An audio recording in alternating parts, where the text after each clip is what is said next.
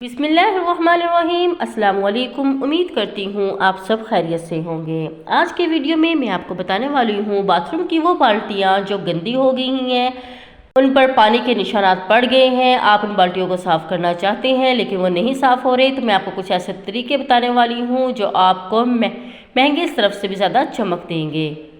Bathroom घर का वो हिस्सा है जो अगर गंदा हो तो घर वालों को भी इसको इस्तेमाल करते हुए घिन सी महसूस होती है। जाहिर है जिस जगह आप खुद को साफ करने जा रहे हैं वही गंदी होगी तो इत्मीनान कैसे आएगा।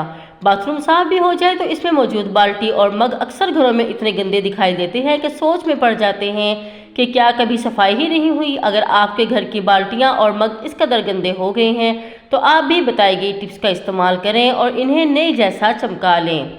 इसके लिए आपको क्या करना है मैं आपको टिप बताने जा रही हूँ, आप ये ट्राई कीजिएगा। बाल्टियों को पहले पानी से अच्छी तरह खंगाल लें, फिर एक मग में 2 चम्मच कास्टिक सोडा, 1 चम्मच सर्फ और बर्तन धोने वाले साबुन को मिक्स करें। फिर इसमें 1 साशे इनो डालकर झाग बनाएं और खूब रगड़ें। इस टिप से गंदी बाल्टी साफ हो जाती है क्योंकि इन तमाम अज्जा में एसिटिक एसिड और सल्फर के अज्जा पाए जाते हैं। स्टील की बाल्टी पर अगर मैल जम गई हो तो इसे पहले स्क्रैपर की मदद से खुरच लें और फिर लकड़ी का बरादा जो कि बाजार में आसानी दस्तयाब होता है इसको एक प्याले में निकालें और इसमें ज़रा सा सिरका डालकर अच्छी तरह मिक्स करके बाल्टी या मग को इससे रगड़ें, ये जल्दी साफ़ हो जाएंगी।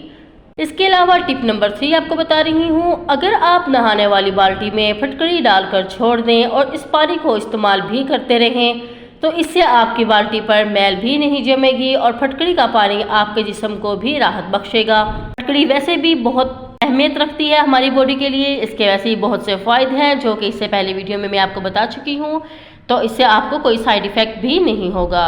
और मज़ीद इस तरह की टिप्स और टोटके देखने के लिए प्लीज़ चैनल को सब्सक्राइब कीजिए, वीडियो को लाइक करना मत भूलिए। शुक्रिया, अल्लाह हाफिज़।